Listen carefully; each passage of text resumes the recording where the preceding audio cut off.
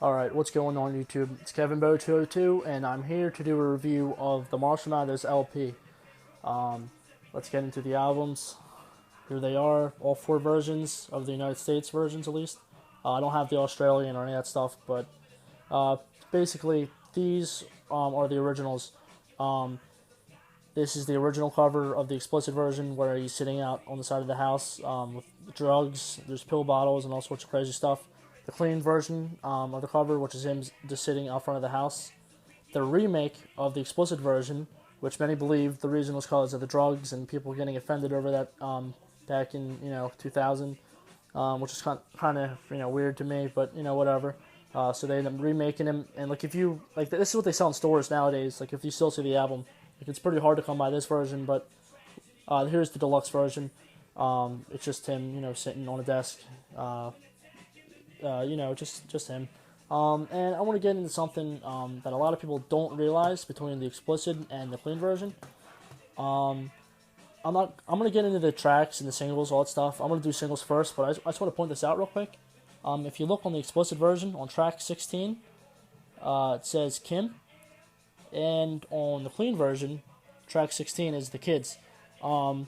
Best explanation for this, they were not going to make him a clean version.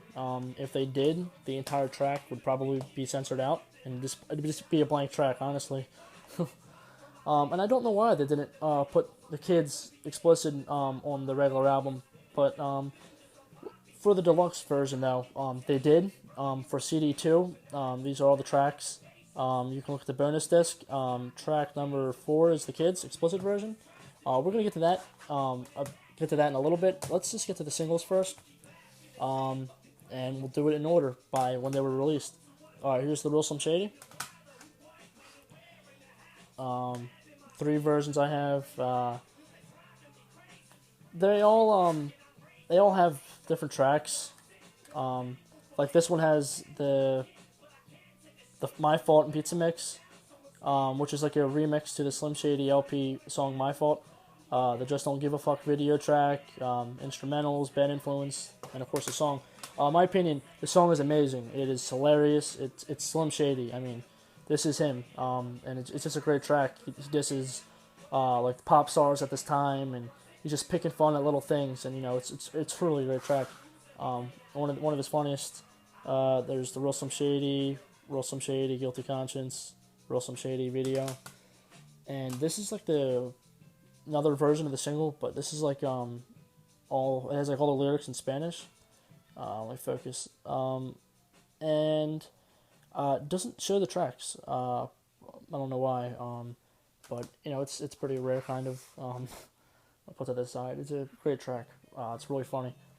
I don't know if you can hear it, but it just came on. It's one of his funniest. Now, this is The Way I Am. This is my favorite Eminem song of all time. It's there's a dark side to it. He's really serious. He talks about his struggles with fame. Because at this time he was like a newly star, and he pretty much just talks about that and his relationship life with like problems with Kim, problems with everything with the critics, and it's a great track. I think a lot of people can relate to it.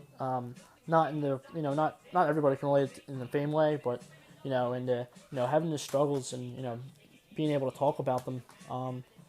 Here's this version, which has unedited version, Kids, Bonnie and Clyde, Steve Berman, and The Way I Am video. This one has the clean version and the unedited version. This one has, let's see, The Way I Am clean, Bad Influence clean, The Way I Am explicit, Bad Influence explicit, and The Way I Am video. If you have a CD-ROM at this time, that's what you would watch it on. It's not like a DVD. It's a little bit different. And here's The Way I Am. This is like the radio CD that was given to stations at this time in 2000. Radio version, clean album version, instrumental version, and of course the acapella. Here's the CD. Yeah, it's pretty cool. My favorite, like I said, my favorite song, by him, it's my opinion. And I guess it's because of the seriousness, and everybody having problems, and being able to relate to him. And here's Stan. This is of course the track of Eminem talking about a fan that goes nuts, kills himself, kills his wife who's pregnant with his kid. The song goes everywhere, and it pretty much is discusses Eminem and his problem with stardom and all of his fans. Like at the time he had some really obsessive fans that were like nuts, and he pretty much just told everybody not to take him too serious because at the end of the day a lot of his stuff is all for fun, and some people just take it too serious. And this album, or I mean this track, was pretty much supposed to let people know that he's just picking fun.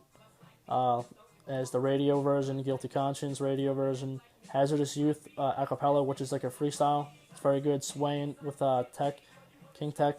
This is Get You Mad. It is so funny. It started off as a freestyle, and then he ended up recording it, and he threw it on the Slim Shady LP deluxe version. This version has Stan, Get You Mad, and My Name Is, and then of course the Stan video. It's a great track. A lot of people consider this to be his greatest, and I can understand where they're coming from. It's amazing. If you love Eminem stories, you're gonna like that track. All right, and then here's I'm Back. You may be confused. This was going to be released as a single. These two CDs were both released in 2001, which was a little bit after the actual album came out, and it was going to be released everywhere, but they kind of just stopped. They kind of like dropped the idea because it was so later after the album came out. Eminem started working with the D12 album, Devil's Night. But in certain areas, mainly Europe, these were released. This one's pretty cool. It shows him in his little outfit that he used to wear with the hockey mask and the chainsaw. He would wear this outfit and bring out the chainsaw and going nuts, and he would perform I'm Back usually, like he did it in the California tour and a few others. I'm Back album version, Under the Influence with D12. It's a very amazing track. This is kind of rare. This one is so rare. I've never seen any of these on YouTube. I was so lucky, and I spent a lot of money on this on the internet. This is I'm Back. This is the radio version of I'm Back. There was a clean version on the album, obviously, but there was never I never heard of a radio edit version. And if you check, the time it says is 3:27, 3 minutes 27 seconds, and on the regular, it's 5 minutes 10 seconds. On the other single, they completely take out the last verse, which is understandable at the time. There was the Columbine shooting references, which he says, "I take 7 kids from Columbine, stand them all in line, and an AK-47, revolver, and 9." And then of course in Rap Guide, which was released 2013, he completely just says that line just to kind of say it because they took it out on this song. But yeah, they take out the entire third verse, which is kind of crazy. And I could kind of understand why, but I love the song. The song is amazing in my opinion. And it's like there's a really cool mix to the end. Does the first 2 verses, the chorus is fine, but then when it gets to the third time they do the chorus, there's a mix. It's a little bit different, and it's really cool, and it's really rare just because there's none of these. I mean, nobody it's pretty much unheard of. A lot of people never even knew there was a radio edit version of the song. And it's only on this one CD that I spent a lot of money on, which kind of sucks, but it's worth it, I think. There's also Kill You. A lot of people believe that it's real. It was only released in Japan, quote unquote, as a single. But if you ever saw it, simple as this, there's no record label signs, there's nothing. And I believe that it is a fake. You can check, here we go, Interscope, Universal, Interscope, Aftermath, Universal. I mean, they have to have that stuff, and the Kill You version doesn't, and that's why I think it's a fake. But whoever made it did a really good job. But like I said, those ones were only made in Japan. But alright, now we're going to get to the track listings. Here we go. Public service announcement, which is just like the Slim Shady LP public service announcement. It's a funny little intro to start the album off. Of course, Kill You, nut song. I mean, him killing his mom and doing all these crazy things, talking about women and beefs and stuff, and it's a great track. He still performs to this day. At his tours, Stan, we already went about that track. Crazy fan, obsessive, nuts, kills himself and his wife, kid, and Eminem pretty much explained to people that don't take him too seriously. Paul, which is his manager, it's kind of funny, just kind of lets you know Paul's opinion on the album, which is basically he doesn't say anything. Who knew? Funny track, guitar songs. I mean, guitar playing in the background. It's a hardcore rap song, and that's why I really like this album. It's funny. It's hardcore. It's really serious. I mean, it's everywhere. Steve Berman, which is the intro to The Way I Am, which is Steve Berman, one of the album workers, who pretty much tells him to change the album because of what he thinks people are going to think about it. The Way I Am, which is once again my favorite Eminem track of all time. It's so serious and it's just a hardcore rap song and it's so good. The Real Slim Shady, the funny song, the main single of the album, one of a lot of people's favorite. Remember Me, which is like a really gangster type song. RBX, Sticky Fingers. Then Eminem drops his hardcore verse, which is on. I don't know if you can hear it. It's on right now. Hardcore, crazy song. It's great. I'm Back, which was the gonna be single. Very good song. It's funny. It's serious. He's going everywhere. Marshall Mathers. This is another one of the songs. Just like I'm Back, they censored out. Like I already said, take 7 kids from Columbine. They censor out kids from Columbine. On Marshall Mathers, they censor out in the verse. He says, "Your attorney, Fred Gibson's a faggot." They censor out your attorney, Fred Gibson. And I can understand why. He probably could have gotten a lot of trouble, more lawsuits to what he had at this time. But besides that, I mean, it's a great track. You can definitely pick out the part of when that verse was supposed to happen, because there's just like a random blank part and he just says faggot afterwards. It's kind of funny. I know that's what he says because he performed the song live before and he actually said the verse. Then there's Ken Kniff, which is the funny little skit that he does of the homosexual crazy side that Eminem likes to portray sometimes. Drug Ballad, which is a funny drug song telling stories. Amityville, which is starts off really hardcore rap, but then at Eminem's last verse just goes completely crazy. Amityville has Bizarre on it, which is from D12. He did pretty good too. He was pretty funny. Bitch Please 2. I mean, this track when I first heard it was so out of place from the album. It's all gangster and West Coast rap shit, and it's got Dre, Snoop, and then Exhibit, Nate Dogg, and it's just rest in peace, Nate Dogg. It's a great track. And then Eminem, when he drops his verse, you understand. Oh, okay, that's why it's on the album.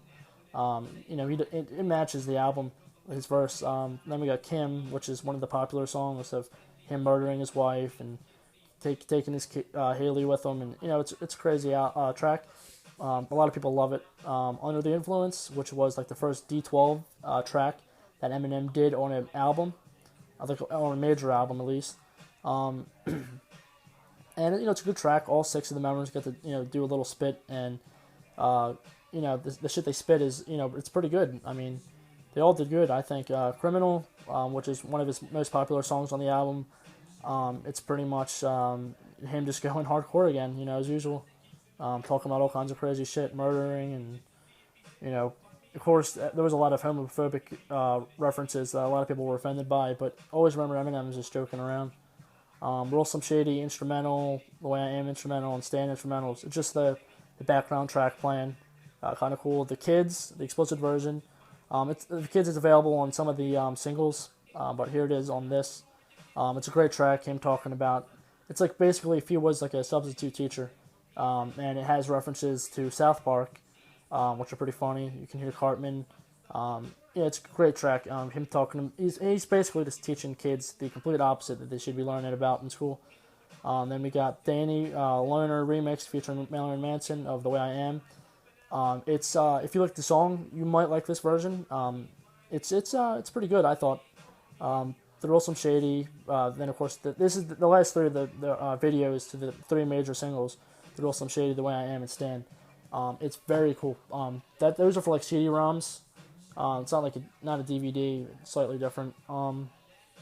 DVDs weren't out at this time. It was just CD-ROMs back in good old 2000.